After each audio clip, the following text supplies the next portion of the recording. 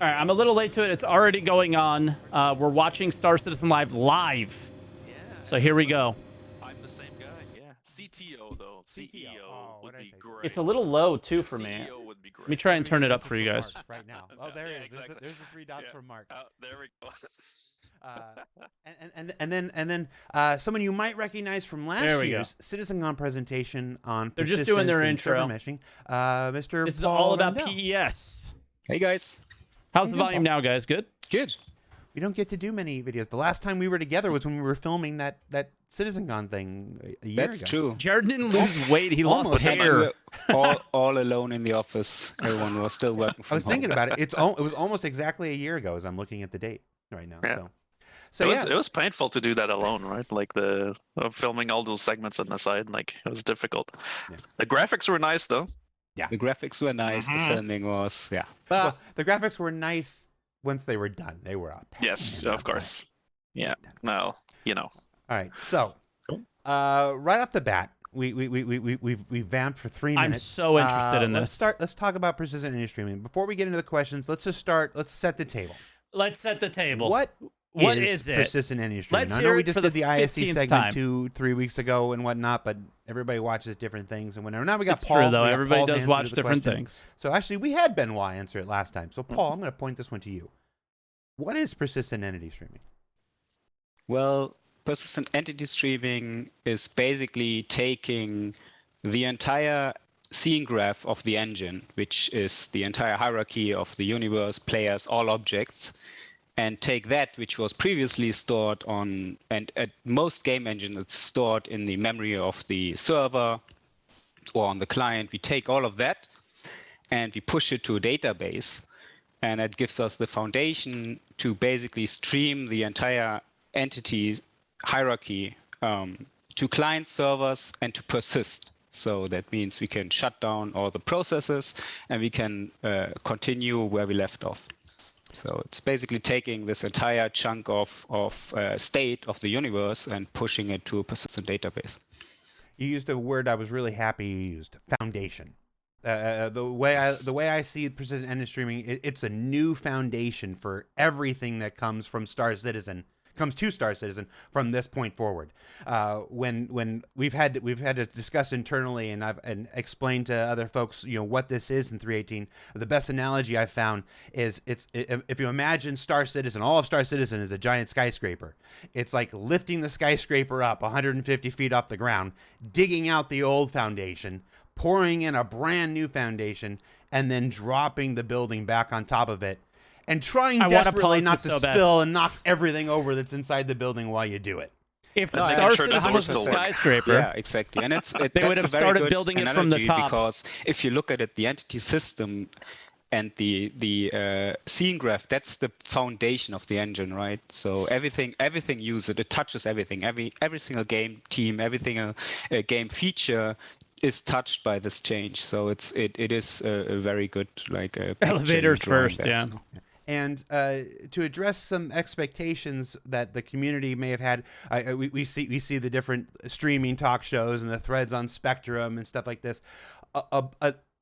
While persistent entity streaming will be, again, the thing that so many future systems and new systems will be built on, for 3.18, the focus of this is mostly in maintaining what came before, converting what came before, and ensuring it works with this new foundation. Yes, pretty much. Okay. Like right now, I know one of the questions, if you want to jump a little bit into those, is when we talk about PS, we talk about the server and we talk about the player shard. I think that was one question, and people ask, okay, what's the state of the difference game between for a once. server and a shard? And for now, for this very first version, there's not a difference between both because we still run one server per shard. We separate those two words because eventually a shard will be much larger than just one server. Once we get to server meshing, which will be in later iterations, that's when we have multiple servers per shard. But in this very first iteration, as you said, we basically we took the foundation of the engine and we replaced it with this new persistent entity database. We try to get at par with what's there, right? So that means we basically take all the tech we already have one server per shard, and we replace that with persistent entity streaming. Hungola in the chat says, "Drink every time someone says eventually." Don't do that. That's Oh, if it's coffee, you're good. That's dangerous. No, even if it's coffee, you'll have a heart attack. Depends what you drink, right? Stay hydrated. If you drink water, then Yeah.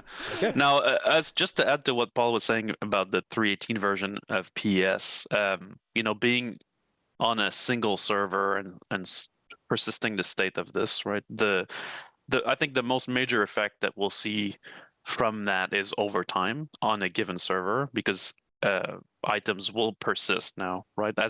Typically right now when a server restarts, the state of the world is sort of lost, other than your ships and your character, which actually live outside of that in the current version. When a server restarts, everything else is gone. NPCs doing reset that for to their everything, initial right? spawn positions, doors reset, the entire thing starts back up to the designed initial state of the game world. So that's true after a server crash. It's true on a brand new server that we're adding, and so this sort of auto cleanup, servers also restart over time. Like, some of them sometimes don't have players left on them, and then we restart them to recycle their memory, things like this. Currently, the state of these servers are lost, right? So what that means is the effect in 3.18 will be that over time, you'll start seeing things that persist across restarts, right? And then so an old server will have a lot of modifications, right? Because all of that stuff doesn't get necessarily cleaned up by a restart. I wonder if for mining add, the stuff is with persistent streaming and our new shard maintained database, but also the global database. There's the added benefit that every items you take from your shard and put in your inventories, they persist in the exact state you take them out of the shard. So previously your persistent database was just an external database. It was very limited, just a list of items basically. With persistent streaming, when you have a ship and you load stuff into that ship, and you put that ship into your inventory because you landed on a landing zone and it gets stowed into your landing zone inventory. If you play on the next day and you take that ship out of that inventory, it actually comes in the full persistent state as we stowed it from the shard. So there will be things which you will notice which obviously weren't possible without persistent entity streaming. But again, to stress on Jared's point, like right now we did all this foundational work, and now game code teams need to adjust to those changes, and there's a lot of cool stuff they can do now.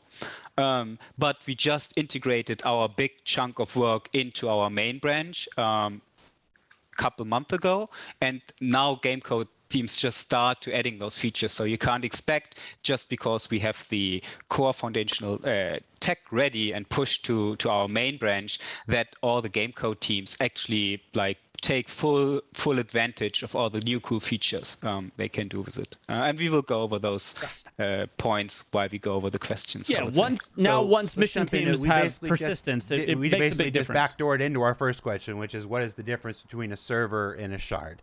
Eventually, it'll be very different, but for the time being, it is kind of a 1-1 thing. For 3.18 and then until server meshing comes in.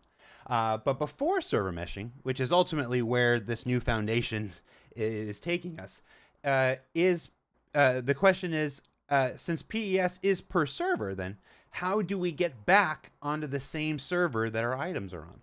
Yeah, that's what I was questioning. Well, the the first part of the question is, before server meshing, is PES per server, and as I kind of touched on the previous answer, yes, persistent entity streaming is per server, but as you can take items out of the server database into your global database, and we made sure it's the same exact database, the same data structures, there will be more persistence. So you can take persistence from one server to another server by putting items into your inventory and then so if I leave it on a moon, it doesn't stay there. Server.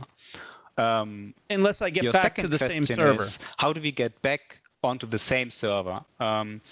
For 3.18, we won't address any matchmaking changes. And that again comes back to we want to get at par with what we have so far before we start to adding the new features. Also, matchmaking changes will become a part of our server meshing work, which we will start obviously right after persistent entity streaming hits. So for the very first version of persistent entity streaming, you will just use the same matchmaking logic you have right now. That means if you start up your client, you get randomly matched to a server or a shard. I can use those terms interchangeable at the moment because they are pretty much the same thing.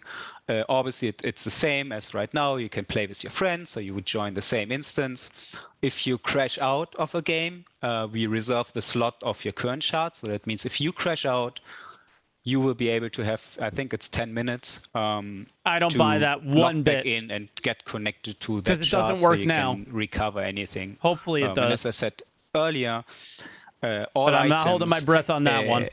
which you take into your inventory, that's what you will keep with you, which you can bring to any shard. So That's that not is how your it way works to now, basically sadly. make sure the I've stuff never you wanna recovered really, back into a like, server, keep, ever. you can keep by just putting it into your inventories. Big differences between what's stowed and what's unstowed. Basically. Yes. So let's talk some. We have a few more questions that Good are for you, in Tiger. that vein. I've never recovered back into my stowing server. things versus unstowing. Does PES allow entities to persist across all servers, or does it only persist on the server that the item was originally spawned on? So I think this he is answered almost that one certain. again. You already answered the question. You store it. You take it with you. This is about if I dump a can. What happens to that can? Does it Which get is replicated exactly what they everywhere said else? would happen, right? How does this work?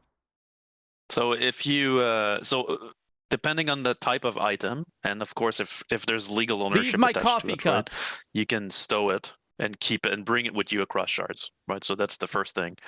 But for items even that you legally own, that you leave, let's say I have a gun that I own, I legally own, and I drop it somewhere in Port Olisar, and then I stop playing, and then I come back later and I get match made into another shard. That gun is still in the other shard. It persists per shard. Bro, this is not so everything that's in the game at world, so all unstowed items persist expectation in each server that they're that on. they set for PES Right. for us. That's why there's a mechanism At like all. insurance to get stuff Holy back. shit. If something happens, that's why there's a mechanism like stowing, so you can take them across servers. Obviously, that's a bit of a downer, in because we have a lot of shards, Just a bit. right? For the Just moment, a but little the bit. intent and the goal from this foundational work is that we're going to get to very large shards, and so and with the matchmaking changes that Paul hinted on related to matchmaking, then we'll be able to have shard affinity, and so the gun that you left on shard X, your chance of getting back on shard X will be extremely high. But for the moment, it's not the case. So everything that's unstowed in the game world lives in that server. They need to stop. They need to stop. Until it's reaped, or until it's destroyed, or until it's cleaned up, or what. There's many. We're going to talk about a lot of reasons why stuff would go away from a shard. But yeah. I think it's important to. I think we're going to make this reminder periodically as I see the chat and everything. Shards Yeah, as and you see the servers chat losing their minds.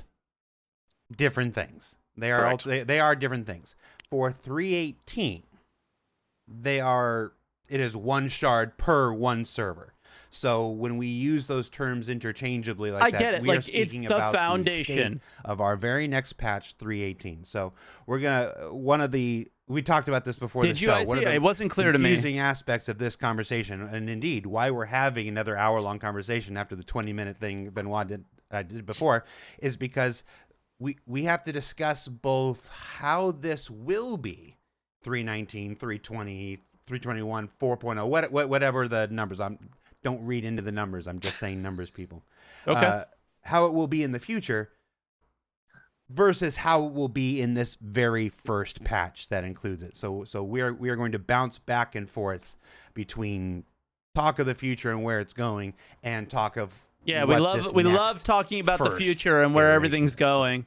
I'm glad they're I- being honest now, I guess. This is one of those things where we're going to have to rely on our wonderful community content creators out there to follow the discussion, follow the threads, and We're gonna be bouncing back Buddy, and forth. It's the I only have way not been able to discuss follow at this though. Like that's the thing. I didn't know so, this until right now. So yeah, so if That is so will frustrating. That coffee cup or gun I still thought I be leave there the for coffee others to cup. find when the player I thought when a placing it server isn't crashes, online. So I come that back thing that you don't and I'm own not when I log affected. off, does That's it what I disappear thought. with me, or does it persist there, and for how long? That's upsetting. Stock cleanup. Fuck. Well, as we hinted earlier, if you take a coffee cup and you unstow it or you drop it on the floor in a shard, it stays on that shard, and it stays there as long as we will talk about the cleanup process a bit later, but it will stay there basically forever, and everyone can go there and pick it up. And if it doesn't matter if the player is logged in or out who dropped it, like the moment you bring something into shard, it's part of the shard and will stay there with the persistent shard forever. Yeah, that was one confusion I saw throughout the questions was it's important to notice that it's not like you log into the game world and all of the items you've placed in the world are now suddenly overlaid in it. No, when you put something in one world, one shard, one server, it's in that server. And so whether you're online or not at that moment, And it makes sense. This makes sense. There's no, if I log off, is my coffee cup I But placed they on explained Clio the still tier there? 20 Yes, doesn't matter if you're version. online or not for that specific for items placed in the game world. I think the only expectation, the only exception to that is that when you log out, obviously your player gets stowed back into your player inventory, and if you do a ship bat logout, your ship gets stowed together with you into your ship into your player inventory. And that includes items that are in the ship as well. Yes. It's always, yes. If we talk about stowing and unstowing, it's always the entire current state of that object, including everything which is, I talked about the scene graph and the hierarchy earlier. If you look at a ship and all items placed inside the ship, you can imagine that as like a tree, the hierarchical tree of items. And if we take the root of the tree and we put it into an inventory, everything which is under it follows it. Okay. So again, looking at the chat right now, we're gonna need to reiterate. I think we need to say this a different way. No, you don't need to reiterate it. You should have said it from the fucking beginning. Is there and if you replication did, in 318? which some people in chat are saying, something on it was the ground not clear on server because 14, even the chat's having the same issue that I am. Does it just stay on server 14 and only 14 and only exists on 14 until it's eventually cleaned up? It does not replicate to other servers. It does not replicate to other servers. At the moment, the only way you can bring something. It just was not clear to me. The first fundamental point you have to understand is every single item can only exist once, right? So you can't have a copy of the same exact instance of an item in multiple shards. If you have your ship, I'm opening the letter for the chairman. And you bring it to shard A, it is in shard A. That ship can't exist in a different shard. And there's a good reason for it. If it would exist in multiple shards, what happens if in one shard someone shoots the left wing off, in the other shard someone shoots the right wing off, right? We can't allow that to happen. So what that means is if that ship is in a shard, it's locked to the shard. It is just part of that instance. If you take that ship and bring it into your global inventory, that's then your way to take this ship and bring it with you to a different shard. And so every shard in this very first iteration is its own isolated instance, basically. And then drawing that line forward to server meshing. Server meshing isn't about replication either. Server meshing is about bringing all of these things, all of these servers together in a mesh, and it moves. It transitions. It literally says the example that they just denied in the letter for the chairman. I have a different thing in my head because in server meshing we do replicate objects between different servers, because multiple servers will eventually simulate the same shard. Right. And obviously in that case you might have two servers and they replicate the same object between each other. A shard is the Pacific simulation reasons, shard. Right? So we don't is the server. It could be that server A, which is made up of a bunch of servers. Server B simulates another area. There's overlap. It's not word salad. In that it overlap, makes sense. You have objects in that overlap area. I just got to both duped. servers, right? That's That's why for me replication is a bit different word, but you can see a shard again as its unique individual instance. There's no especially when they say when you log in, your stuff isn't just going to land on the planet. We talk about right? player bases and so on. We do have discussions with design right now how we can do that for like if a player builds a base on a planet. They need to make a join previous server button. Show that on all shards. Not just on the and one I will shard wait in the players queue to get back on my old server. Discussions are still happening. Okay. I'm going to skip ahead on our list here because the next couple questions are all kind of hit the same point. But so let's talk about a very typical scenario that happens. We're a game that's still in development. You land on a ship on a planet, and the server crashes at 30Ks. Yes. If you load back into a new server, how does the player find their ship? I find their old ship at this point, since it wasn't stowed properly, it was landed out. Yeah, I don't know, Benoit, if you want to take that. Yeah, sure. So first of all, the 30Ks never happen. No. Views and opinions expressed by Benoit Bossiger don't represent Cloud Imperium Games, Robert Space Industries, or its subsidiaries. Right. So in the case of you have let's start from the beginning. You go to the ASOP terminal and you unstow a ship. So the ship is first in your location inventory. It's in the global DB. You request the ship. Shows up on the landing pad. That actually behind the scenes unstows the ship, so it moves from the global database to the shard. Now you can now it's being actively simulated by a game server, and so there's thousands of updates on it, right? To keep it up to date in the DB. You go in it, you start flying it out, you put cargo in it, you drop some items in it, whatever. Then 30K happens, right? Server ran out of memory, or something like this happens. The stuff in your ship. Now, when you come back to the game, that ship is still in that shard.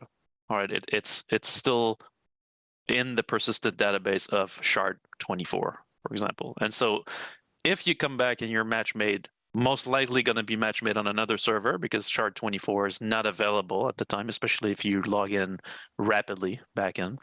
I think he wants to explain it. He's not tiptoeing. When you enter your new shard, that ship will not be available for sure, right? So, but it will be available for insurance claims. What we are looking at this moment for this problem, but we had the heartbeat before. Obviously, this is not cool, right? Is that when a server crashes? Well, we have a dedicated recovery mechanism that we're actually putting in place right this moment. We're working actively on this right now throughout our current stability testing, which will auto stow back the ship into your location inventory. And so what that means is we don't want you to be stuck with your ship stuck in a shard that's no longer available, right? You were actively playing with that ship. It's got cargo in it. We want you to be able to grab it.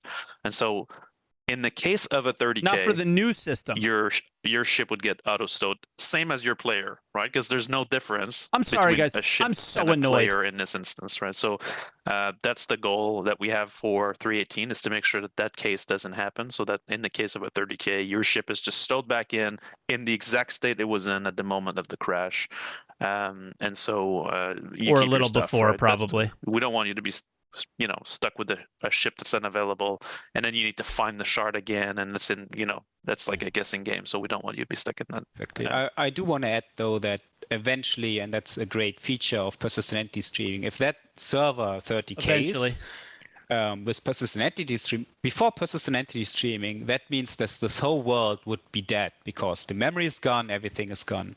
With persistent entity streaming, however, the shard and the state of the shard still exists, right? The server crashed because it ran out of memory, or there was a game code bug, or whatever. It's always game code bugs, by the way. Yes, always. It's never the core tech. Yep. Anyways, when that happens, we can actually start up a new server, and it can load back that shard. And then continue simulation for exactly where we left off.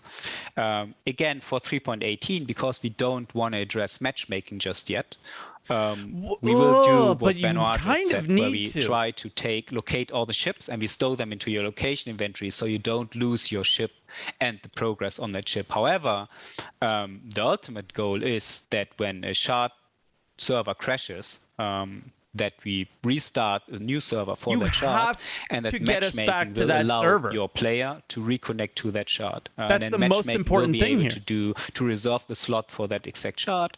So when you start ultimately, or not in a next iteration, you will be able to start your client, and there will be a little dialog which telling you, do you want to wait for your old shard to come back online, because obviously it takes a couple of minutes before a shard is back online, and then you will be able to join back to exactly where we left off.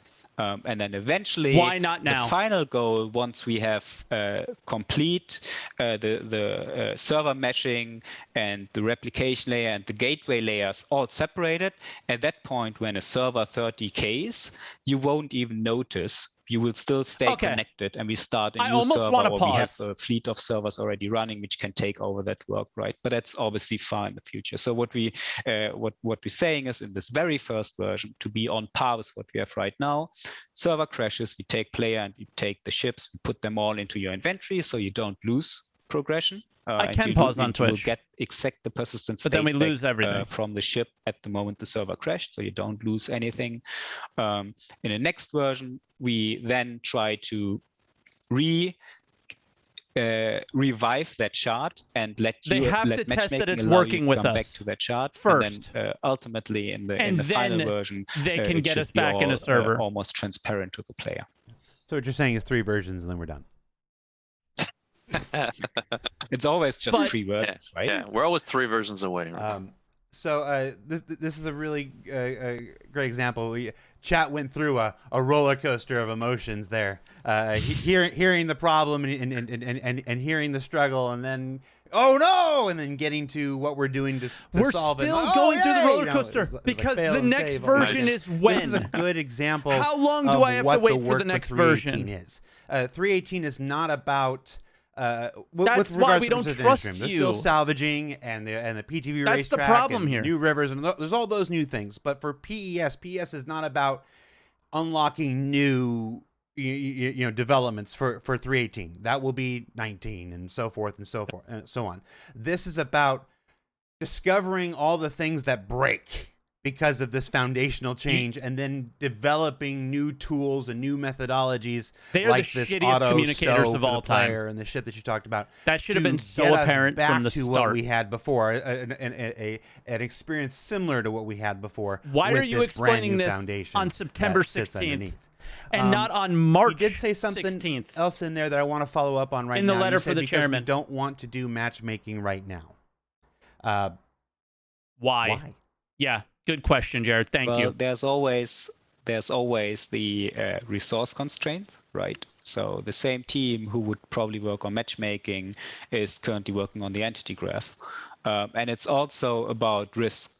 If we go and quite frank, 3.18 is a giant risk already because so much new technology, right? We they want to stabilize it, which we have built over the last 5 years. But this is the inventory problem again, without the move all button. I think experienced.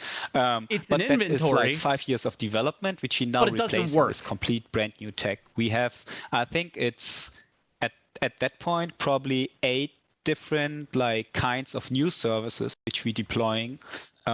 We also at the same time switched our underlying back-end communication tech to a new framework, which we already it's not a half-baked iteration because it does everything it's supposed to do. Using that new tech, so there's a lot of they need to do another thing to get us back in the server. They're two different things. Every piece we add on top of that adds more risk, right? So now we also need to change matchmaking. And the other is matchmaking. We need to change right? all those things add, and it obviously makes the release way less manageable, right? So what we do is we try to reduce the risk by obviously the core needs to come as one piece because there's no way I don't have an issue with this.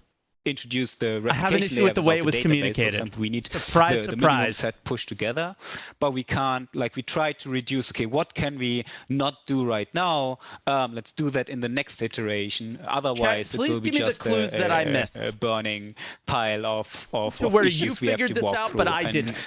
Please, even then, I think it will be a very I'm reading rough the letter start from the chairman. to get 3.18 live, just because and the letter it is from the so chairman much does new not technology, say this. and every time you take take something we built in-house, which is already very complicated because it has thousands of different moving parts, I want and then the we take that opportunity into to the cloud apologize. and open it up for whatever, 10,000, 20,000, 50,000 players. That's always where you get another chunk of new things we haven't anticipated. And like all to manage all of that, it's already a giant beast. So everything we can put off for later. Scope down.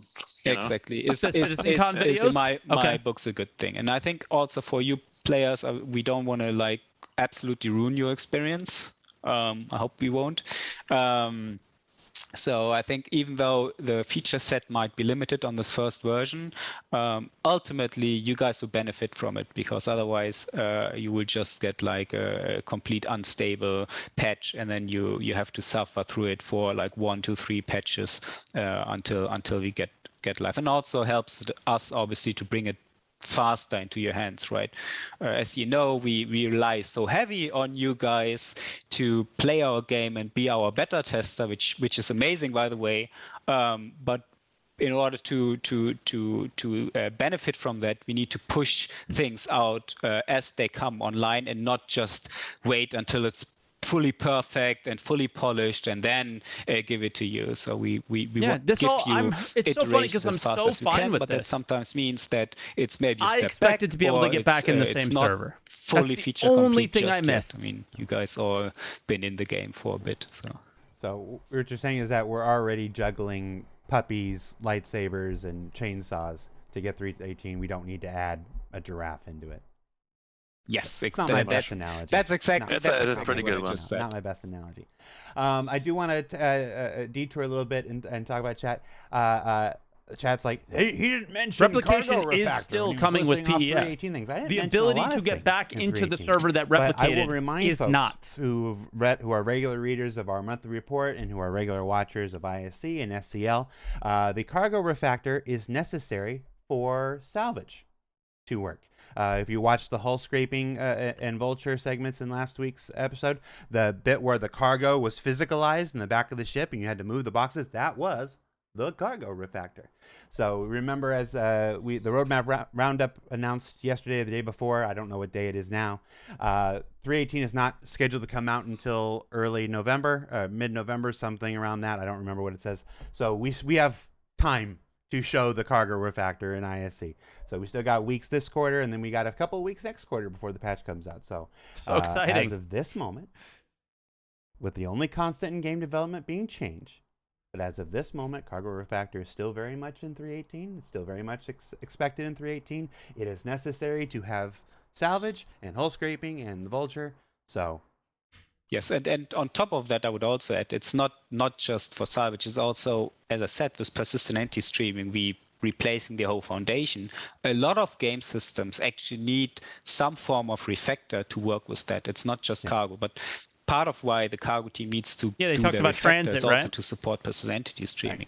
But other things like the insurance system, the VMA, the character customizer, whatever, the scanning, transaction systems, money lending, everything. Even the transit system. Just name the whole game. All those things, they needed changes for persistent entity streaming. So there's a lot of like those teams. They like it would be awesome if they could always just work on new features, but especially with large foundational changes like this, they need to go back and just adjust what we already have, which is also again. Which is why there's not just cats and dogs and chainsaws. That's actually 20 other things in that mix already. So, Double Slasher says Benoit is already laughing nervously. That's just how he laughs. Yeah, that is true. It's just a generally. I'm going to jump ahead in our list again to a question that's come up quite a bit. It's so weird. I'm so at peace with this and so angry all at the same time. Like, the emotions are just ridiculous right now. Let's say I'm engaged in furious one-on-one combat with another player.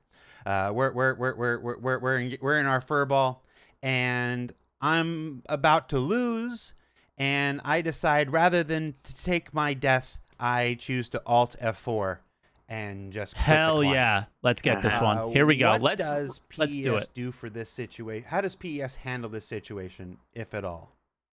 First of all, that's a bastard move, right? But I love that. So, you hear all you losers? Not entirely related to PES. I understand go, the mental Benoit. link, Holy right, shit. between like persistence and spawn points and out the foring and stuff. There already have been some changes in the game related to quote unquote combat logging, which is basically auto foring while in combat to save your FPS items.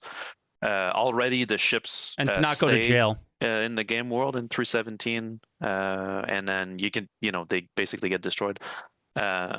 On basically that move sort of allows you to save your weapons and armor, right, where you respawn outside. So PS is not going to solve that because that's driven by game rules. So even though we have persistence, that's a thing I wanted to stress out. Even though entities persist, the game rules and the game code can still decide what to do. They can override any values, right? So like if you think about respawning or things like that, same thing for logging. So for combat logging more specifically, which is a problem, obviously, right? And it's something that we're gonna want to tackle at some point. But it's the real fix for that is not a new persistence system. If PES solved all the world problems, that would be awesome, but it's not the case.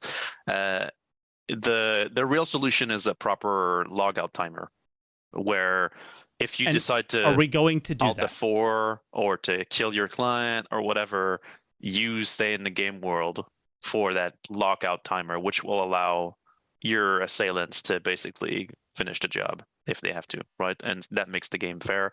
Most other games also do the same thing. So that's that's the idea that we have on the table now. But obviously we're not tackling this specifically with PES, as even though there is persistence, it's not going to affect combat logging specifically. Okay, so PES doesn't do it. It's a game design task. Yes, I would add, please do it, whoever's working on PES, the login and logout code has to change slightly. It gives the game code teams actually the opportunity to address this issue. And as Benoit said, we're currently discussing some of the login logout flow. And as Benoit said, adding a proper logout timer to that would be a good opportunity right now to do.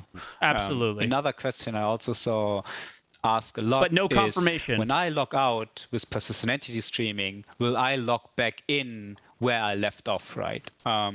And again, to our point, let's get back to feature parity. For 3.18, we will keep our current logout system. So when you log out and you log back in, you log back at your last landing zone location. However, that's not feature parity. PES does enable all of that cool stuff. So with PES, it would be very trivial for game code to change their systems. That's to not feature parity. To log exactly back where you left off, right?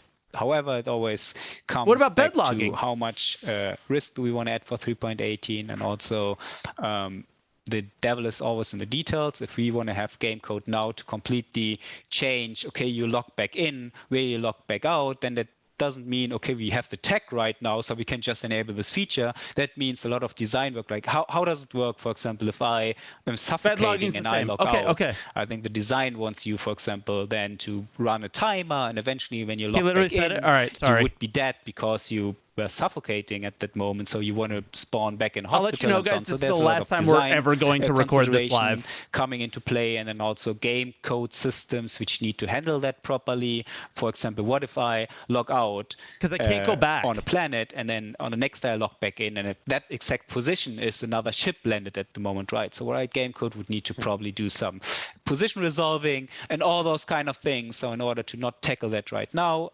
we would just keep the login logout flow how it is. I need the ability to pause, 100%. Entity streaming, game code teams now have all the tools at their hands to fully persist whatever they want at the state and restore at exactly the state how they left. It goes back to what we said at the beginning. This is a new foundation, a new set of tools and abilities that then gets handed to every other designer and programmer in the game, and then they can begin to address the things they've always wanted to address, but the old foundation couldn't let them, or even conceive entirely new ideas based on this new 100%, yes. And that's also a very good point you're bringing up there. I mean, we as a company, we are a very large company with different teams work on the different features. And persistent entity streaming, when we did this as our core strike team and work on the core foundational tech, a lot of the other game teams, they probably don't really grasp yet what they can actually do with it, right? So now that we brought our tech into the main line and the game now starts using new technology, I think that's the moment where game teams and designers really see how it works and how they can interact with it. And that's when, exactly how you said, Jared, that's when new ideas spark, and okay, how can we exploit this new tech? How can we make really cool features? And now we can do the thing which we couldn't do 3 years ago. Let's revamp how login, logout works. But all this stuff will just come online now as the foundation. I'm getting a fashion show. I think there's also an interesting element of surprise, I think, that we're expecting already, just being in the main line for a little bit, where the entity system has this concept of serialized variable. I'm sure we've talked about this in the past, right? Which are basically variables that are replicated. When we say replicated, it's between the server and the client. Now, these things did not persist before, right? So everything that needed to be persisted needed to be handled as a persistent item, whatever. PES makes all of those serialized variables persistent. And so that means that any game component that was made using serialized variable suddenly has persistence. So I'm expecting some surprises, right? So things that, oh shit, now this persists. Wow, this is cool. For example, wear and tear on your armor or things like that, are now going to just stick, right? Because before they were lost every respawn. Now these things can actually persist for real. Might be one. Exactly. Yeah. I want to follow up on some things before we move on. Obviously, with regards to the logout timer, any person that's ever worked on any online game knows the difficulty of managing a logout timer and stuff that punishes the people who Alt F4 and try to abuse the system, without also punishing folks who have legitimate client crashes or internet outage and whatever. Right. That balance is one of the forever challenges of every online game, and Star Citizen is no more immune to it than anything else. So that is one of those considerations that will obviously be debated and talked about and discussed and for ad nauseum until we come up with whatever our solution is. Bro, if your internet crashes, look at what other online games are doing and stuff like that, because you don't have to reinvent the wheel if there's a solution. You're SOL. I don't know what else to say. Like, it just sucks. I do want to add on a personal note. Folks will often just it's easy to assume that we do these shows just for the backers. That when we produce an ISC or an SCL, it's just for the people who support the game. But is that one rude? of the weird kind of hidden truths that have emerged over the years is that it's also a great way to inform your work base. A lot of the people who work for CIG learn about what other teams are doing and how they're progressing and get ideas for, they got that, I can do it over here. I had somebody message me and say the camper chair that they saw Lewis making in one episode is the exact thing they need for this other thing they were considering. They didn't know it existed until they saw it on SCL. One of the reasons we decided to do this show was because a lot of these misconceptions and misunderstandings and stuff that we were seeing within the community also existed within our own teams.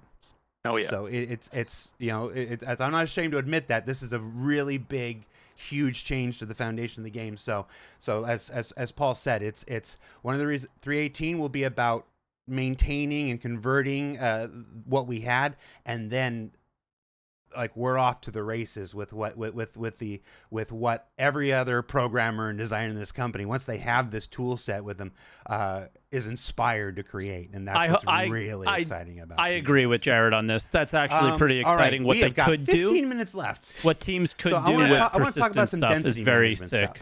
Because a lot of the conversation is about, I'm going to throw a can, someone's going to throw a can, someone's going to throw a can, and pretty soon we're going to have giant mountains of trash like it's Idiocracy. What are the Great plans? movie, by the way. What are the plans for We're culling living in that movie in PES? Will it involve staying when in proximity to players?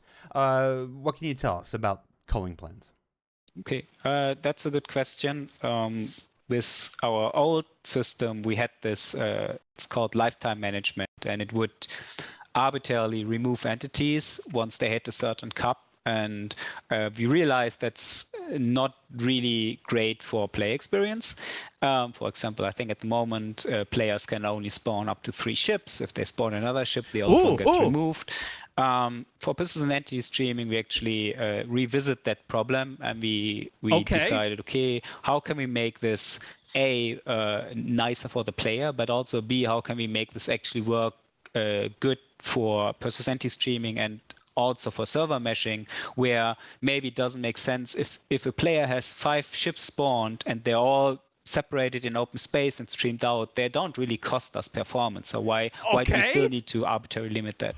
And for that, we have the guys in Frankfurt developed a new system. It's called density management. And it operates on relative cost of an area. So the idea is that instead of just taking arbitrary numbers on objects, we look at areas and we look at the amount of items in that area. And we only start to remove items the moment the relative cost of that area becomes too high.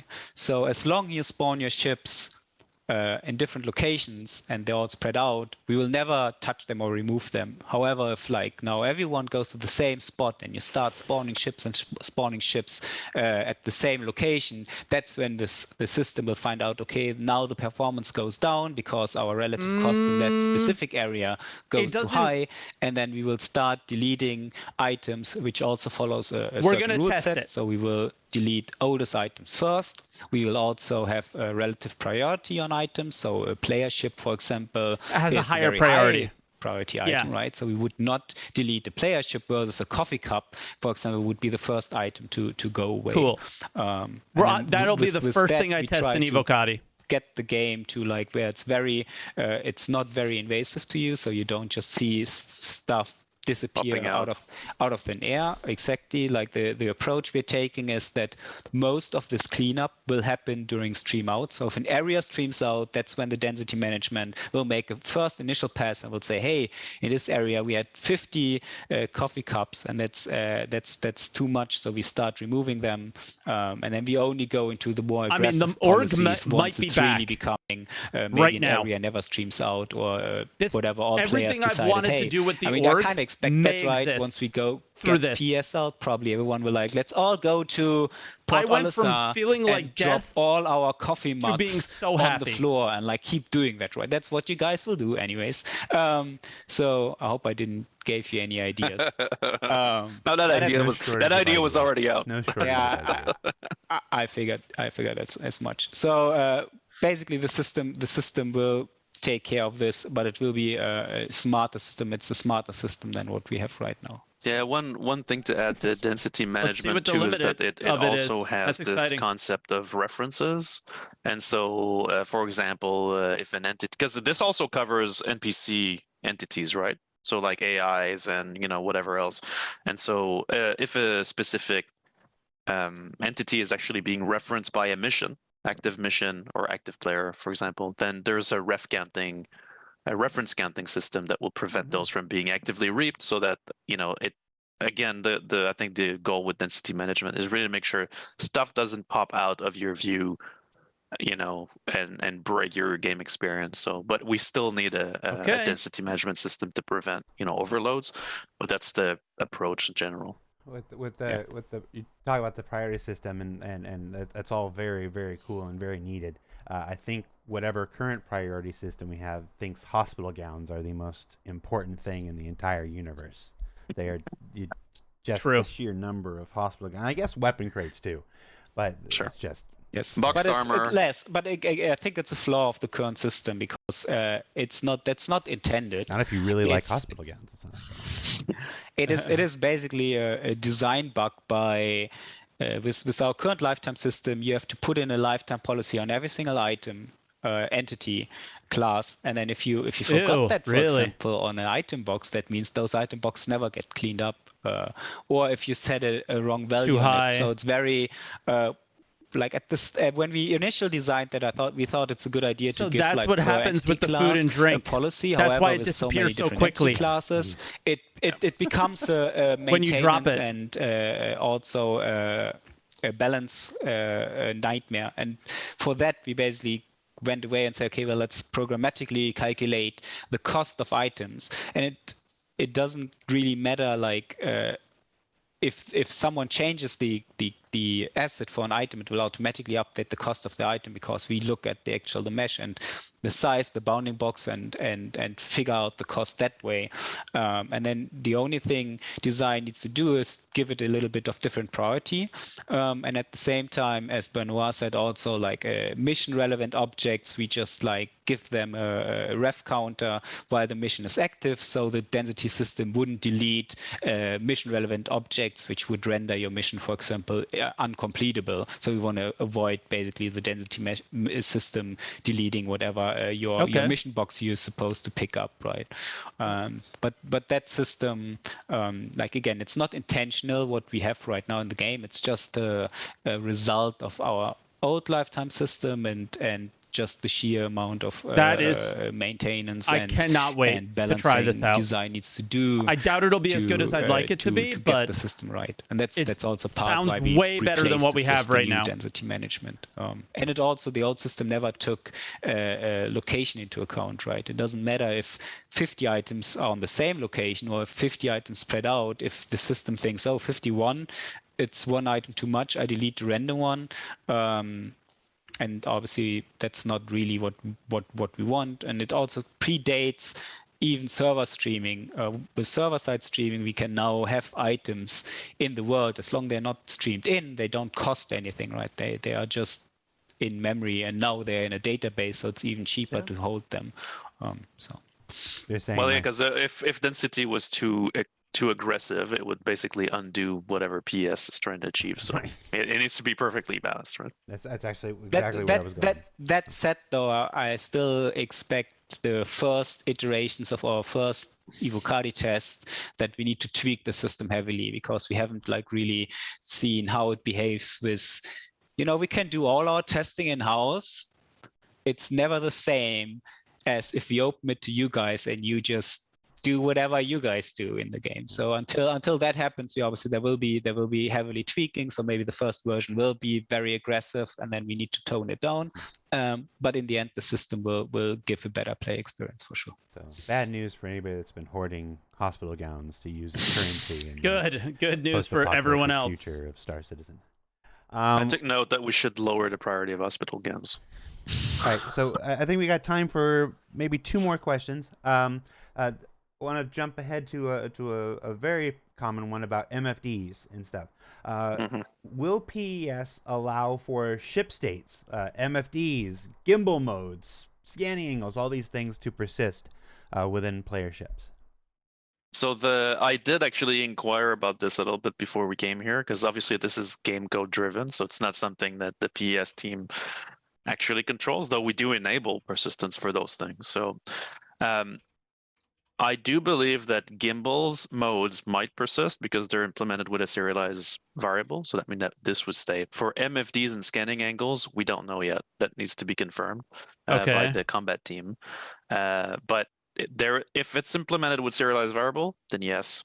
If it's not, and it's a reset, like again, a bit like the spawning location, right? If every time you sit in the seat, it changes a value, then it doesn't matter if it's persisting, right? So if it doesn't, they'll get it to that all the eventually game teams with will the be system. tweaking up until we get there. And if they can benefit from it, I'm sure they will jump on it. Absolutely. Yeah. This is I really like this question because it demonstrates the uncertainty that's involved in what's going to happen in the next couple weeks. Obviously, the first version of the Persistent Universe went out in December 2015. Since there's a lot of entities, there's a lot of code, there's a lot of people who have come through CIG and created things in one way or another way, and it's impossible to know how this change is going to affect everything. That's been the huge testing that we've been doing internally. We already talked about that's the months of testing that CR referred to in the letter from the chairman back in spring of this year. I don't remember what month, but yeah. So we're gonna discover that stuff together when we go to Evocati through PTU, and then it's a question of just converting those things that aren't to so that they will work. Last question before we go. I asked you this at the end of our last PES report, Benoit. I'm going to do it again because now that Paul's here. How do you feel? We've done a lot of tech talk. We've done a lot of process stuff, but you guys have been on this for over a year. I mean, I don't know exactly how long you've been on it, but like 2 with the light at the end of this tunnel, not exactly close, but closer now than it's ever been. How are you guys feeling? You go for it, Paul. I did this last week. No. me personally, I'm super excited. Like as you said, we worked on this like almost 2 years on the new database, on the new tech, and we worked obviously with our strike team pretty hard, but in isolation in our own stream to develop all the tech, develop new services, all the stuff. And now that we finally in game dev, it's really exciting to see it all come together, to start seeing game code teams jump on it and adjust their system.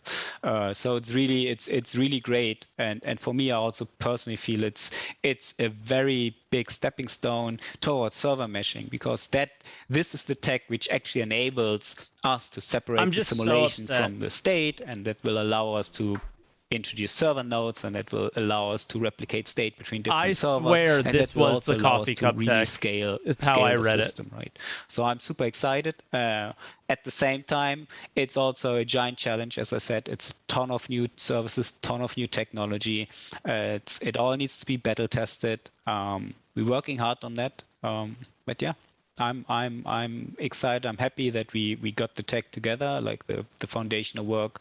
We got it in the main line, and now it's just tweaking, stabilizing, and getting for sure. It, but I thought we were going to be able to get back into the same shard for testing and destroying it. Unfortunately, yeah, I'm still excited as well. I'm certainly not mad at these two guys. It's been a super big rush to get it in the main line, but now we get all the energy of the entire company behind us, so it's really.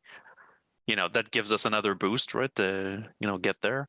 Obviously, it also comes with a bunch of issues, but at this point, it's fun to fix them, and we actually see the effect in game and different subsystems and stuff. So it's super exciting, and it was great to go through questions from the community and try to gauge where we are, especially the plans for 3.18, which I know are not simple to understand because of where we're going, and this is like the stepping stone to get there. They're simple to understand. But it was really interesting to see how you guys where you were going was where we are now. Questions were interesting in that. That's the problem. In sort of predicting what could happen, which is Please tell me if I was being unreasonable. We're in the same boat. Right, like even though we do try stuff and we know what will work and what will not, there's so many subsystems there that there's a lot of room for surprises.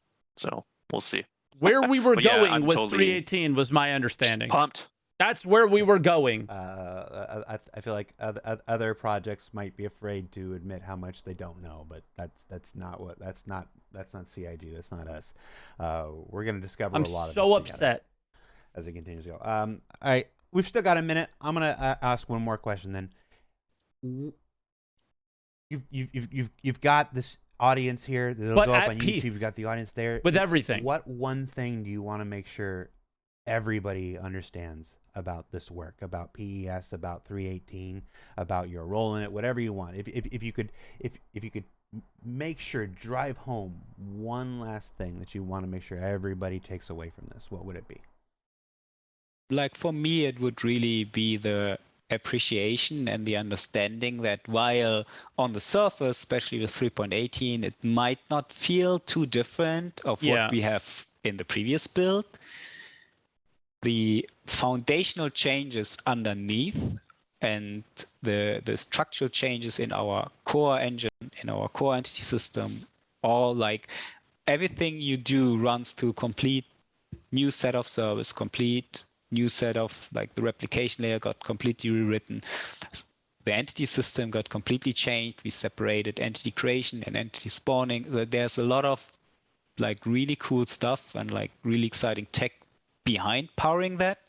and it's also all made to scale and to like run in the cloud, have stateless services, be able to horizontal scale this thing, and like all this stuff. Even though in this very first version it won't feel so much different, like the code that runs behind the scenes, the little bits and bytes are completely different. It's just hearing this very first version, Tier 0, it's always parity, the same. with what we had before is a giant achievement. That's the other thing, bro. Even though it doesn't feel so different in the very first version. Yeah, it's always I think you hit the nail perfectly. I think that's the big change, right? Is that we're finally making with this, I think, the game a true cloud service, as it should be, a cloud native service, which is really what we need to make a real persistent universe. That's the part that's hard to deal with. This is a giant step in that direction. 10 years of this, man. In moving the game server and its services together into a true cloud native setup that can really scale to the vision that Chris has for this game, which, even for persistence itself, persisting the entire game world is, it's crazy. Like it's a lot of data. It's millions of entities that need to be stored and retrieved. And so, like Paul said, well, it doesn't look like much has changed. Why couldn't they do this getting the 4 data years in the game ago? server and out of it? Because I don't think Benoit was working on it 4 years ago. It's a lot of code and a lot of code changes that touched it. To be honest, it's what it seems All right, like. Gentlemen, you did it. You survived. He came in 2 years ago. Streaming. We made it through the full hour. I think it was a good show. Back to coding. Yeah, we got a lot of good information out there. Hope you guys enjoyed it as much as I did. Yeah. Remember, ISCs just came out. Updates on hole stripping and the Drake Vulture, and a little bit about FPS repair in there, tucked in there. So check that out. Next week on ISC, we've got Meet the Team for a brand new team that has not existed at CIG before. They were founded just 5 months ago, and this will be the very first time you're hearing from this team and getting introduced to the team. I'm not going to tell you who it is. You're going to have to tune in to find out. And then we'll be back here for Star Citizen Live next week. Bet. I didn't look at who it was before I did this. I'm not perfect. I really should do that stuff. And then the big thing, though, remember, CitizenCon is coming back on October 8th. It is your chance to see the latest and greatest from many of our teams around the globe as we begin this Looking journey forward to to that 4.0 storytelling promotion that we're doing. You're going to see that stuff in CitizenCon, and then continue beyond that. Storytelling promotion. That'll be on Twitch. I think we're starting at 8 a.m. Pacific, but check out citizencon.com for the details, because I clearly cannot remember them. So for Star Citizen Live, I'm Jared Huckabee. That's Benoit Beausejour, and I always say his name because it took me so long to learn it. Mm-hmm. I'm so proud of myself. You have it. And that's Paul Rendell. Thank you so much for hanging out with us, and we'll see you next week, everybody. Take care. Thanks, guys. Thank you. Bye-bye. Okay. Benoit Beausejour. That sounds perfect. You have it. I know. Excellent. It only took me like 6 years. That's okay. You have to work on your Reindel. They're still going. Yeah. Reindel. You get a Reindel. I'll work on it. Okay, they're done. I am so angry, but I am so angry at who Chris, Tyler, Jake, Ulf, Galaxia, all of them. Anybody in marketing, anybody in communication. I'm angry at all of it, because this is what I read.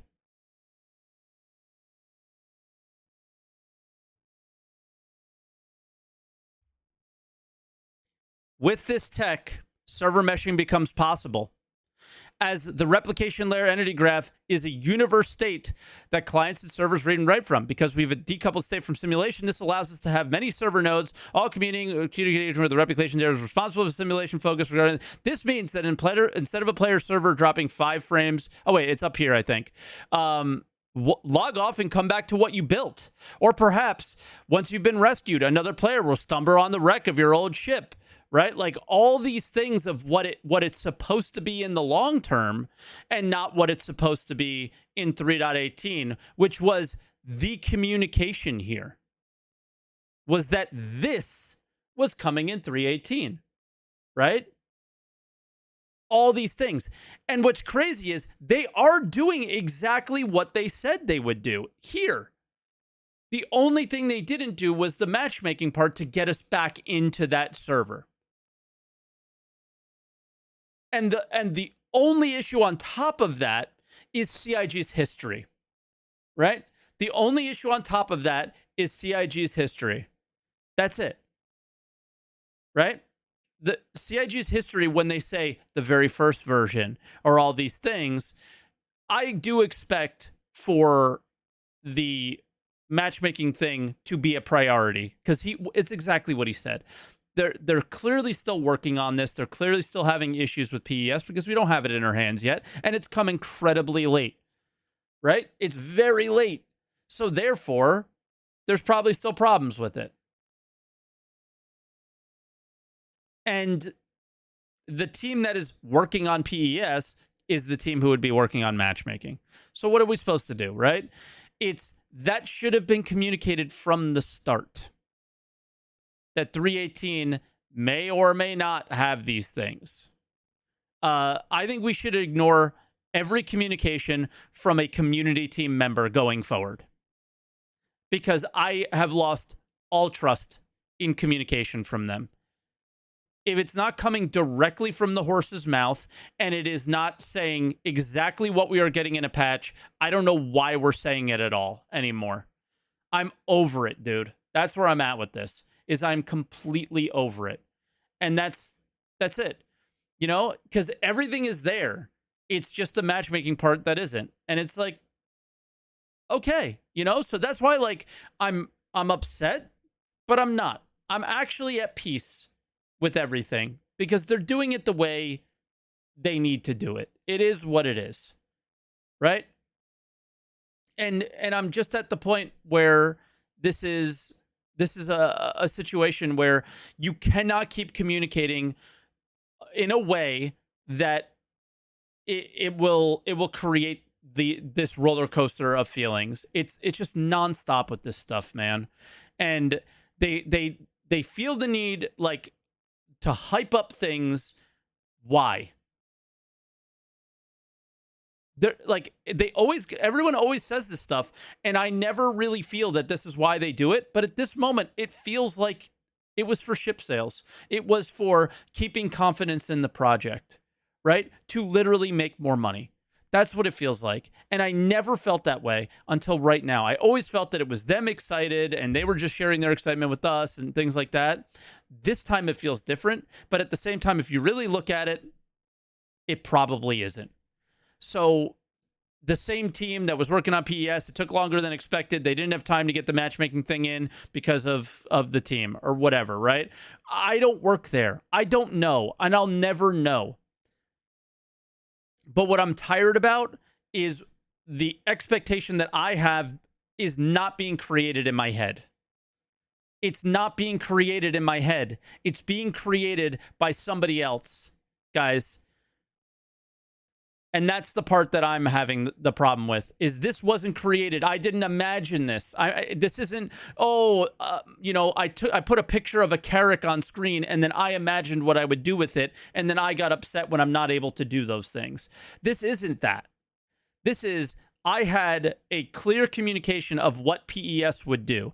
I leave the coffee cup here. I come back. It's there, right? But there was a twist. And it wasn't a good twist. But then there was another twist at the end about the amount of ships that we could spawn. Overall, I'm not in a bad mood, but I'm not upset. I'm kind of at peace with everything. But I can't believe that I'm going to have to wait another 3, 4, 5, 6, 7, 8 months to be able to get back into the server that I want to get back into. And I asked constantly through the show, you guys said 2019 and the 2020 or 2021 CitizenCon, it was explained more clearly. If I missed it, I missed it. But it was also 2019 and 2021. The most recent communication was not that, right? So CR should never write a letter again talking about the game's development. He should just thank us for all the money and the yachts and whatever he's enjoying his life with, and that should be it. You know, You're welcome, dude. And that's just, you know, I'm glad you're having a good life, right? While we're all sitting here waiting for the game that we paid for. But yeah, I'm just tired of hearing it, man. I'm just so over that stuff. Everything game related and what's going to be on my client, I'm so cool with.